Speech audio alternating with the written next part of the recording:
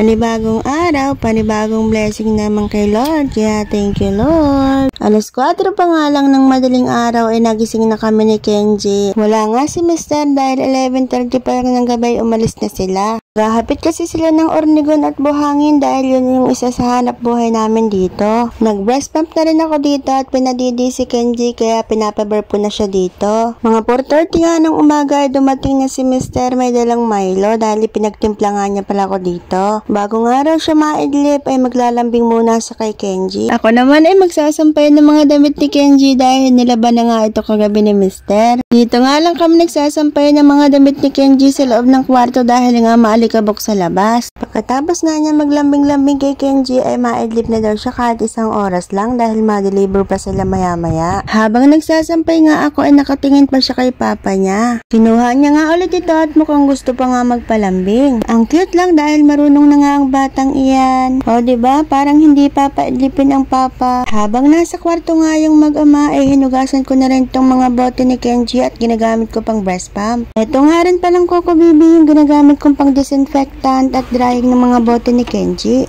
Touchscreen na nga rin pala yung screen nito at ang kagandahan pa dito ay pwede kayo mag-init ng pagkain. Automatic na nga rin pala yan at hindi nyo na kailangang bantayan. Lalagay ko na lang yung link sa comment section kung saan ko nga pala nabili. Yung isa nga ay nakatulog na nga dahil puyat at pagod pa nga iyan. Ito ngang maliit ay parang wala nang balak matulog. Pero maya-maya nga lang pagkatapos ko magsampay ay napansin ko na tulog na nga itong isang to. Ililipat ko na nga rin ito sa pwesto niya at hihiga na rin ako. Akala ko nga rito ay makakaidlip na ako dahil nakatulog na itong maliit. Pero napansin ko nga, o diba, prankster na rin ang bebe na yan.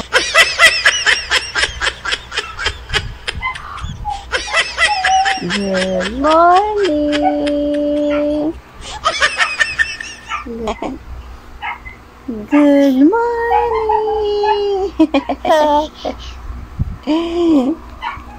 Alas 7 na nga ng umaga dito at may araw kaya susulitin na namin dahil mas madalas na nga ditong umulan. Maglalakad-lakad nga kami dun sa bagong ginawang kalsada. Kasama ko nga dito yung pamangkin ko na favorite kalaro ni Kenji. Kabila lang nga pala ito nung tulay malapit sa may bahay. Kagandahan pa nga dito ay wala halos dumadaang sasakyan. Ay kung ganito nga kami araw-araw ay talaga namang papayat ako dahil halos 9 kilos nga yung buhat-buhat ko.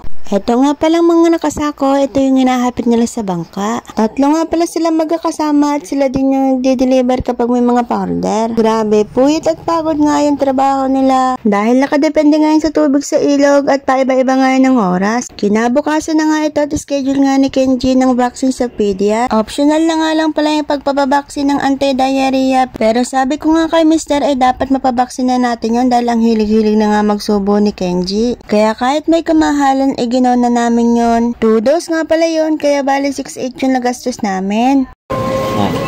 Tawa man yan. Kaya tulog. Tulog-tulogan na nga tayo yan. Ito yun yan. Kaya tulog. Ano yan? Tulog-tulogan lang? Pinapainom na nga dito ni Doc ng Rotarex vaccine si Kenji. Anti-diarrhea nga ito para hindi magtayo si Kenji. Pauwi na nga kami dito at inabutan nga kami ng malakas na ulan. Si nanay pa naman ay nasa sidecar at walang bubong ito. Sabi ko nga kay Mr. ay palagyan namin ng bubong yung sidecar para hindi naman kawawa kung sakali na may kasama kami. Buti na lang talaga ng mga oras na to ay meron nga kaming nasilungan. Ang tagal nga tumila ng ulan kaya sabi ko kay Mr. ay kumain muna kami dahil nagugutom na rin ako. Hanggang dito na lang po muna yung aming vlog. Thank you for watching.